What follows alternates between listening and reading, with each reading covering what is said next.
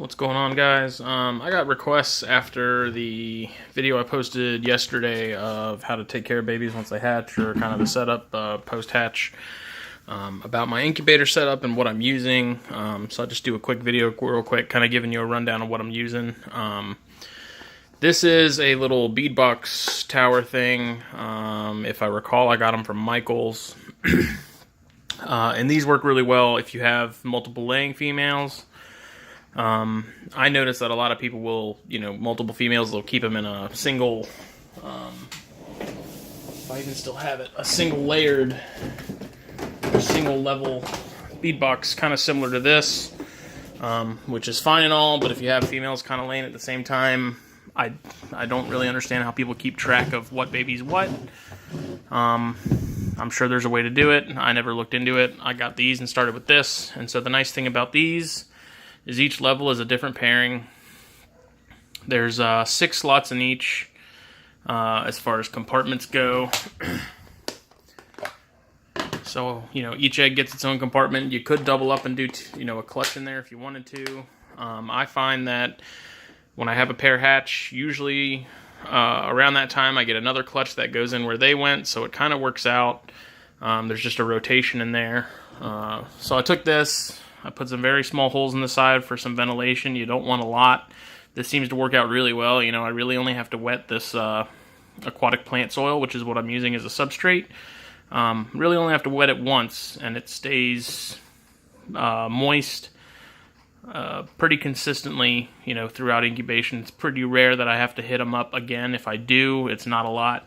And the great thing about APS2 is you can tell when it's dry. Like, there's nothing in this bottom level yet. So that's dry, and this is wet. So when this starts drying out, you can tell when you need to add more water because it's a completely different color. It's like a clay material, so it's super, it's porous, it's absorbent. I can keep track of everything. You can get these little towers at Michael's. Like I said, I think I paid maybe $7 for them. It's also convenient because it's not taking up, really any more space than this would. They're like completely modular, so I can take out one of, I can open up half of it and get to this one. I don't have to take each one of them. As babies hatch, the next clutch that's about to hatch, I'll just shift them to the top, so I can just look in them from the top. And I put my pair on the sides, the date they were laid, and that's how I keep track. Pretty simple, like I said. A couple of small holes in the side just for a little bit of ventilation. The little compartments, you can take those out too, so there is a flow. Like if I fill up, one corner really heavily with water, it can flow to the other ones or be absorbed by the other ones. It's not just specific to that compartment, which is kind of nice because it creates a nice little gradient. But I mean, this is what I've been using for 2 or 3 years now, and it's great. And I mean, that's pretty much it. I did use these for a while. I thought this was kind of overkill, honestly, in my opinion.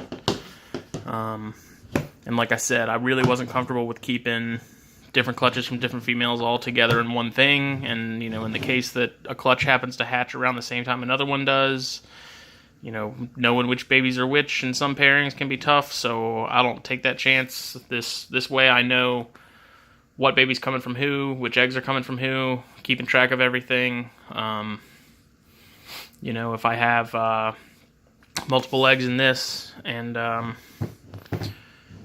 my train of thought just disappears like it just did, then, I don't know.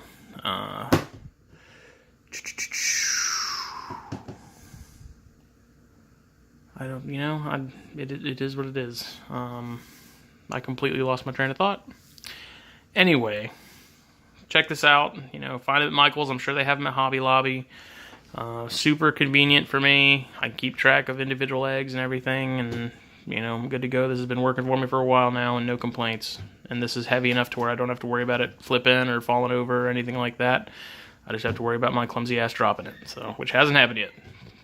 Knock on wood. So, hope this is informative. Hope this helps for the few people that requested it. And if you have anything else you want to see, leave a comment. And be sure to subscribe. Follow me on Instagram and Facebook at Palmetto Coast Exotics. And I'll see you later.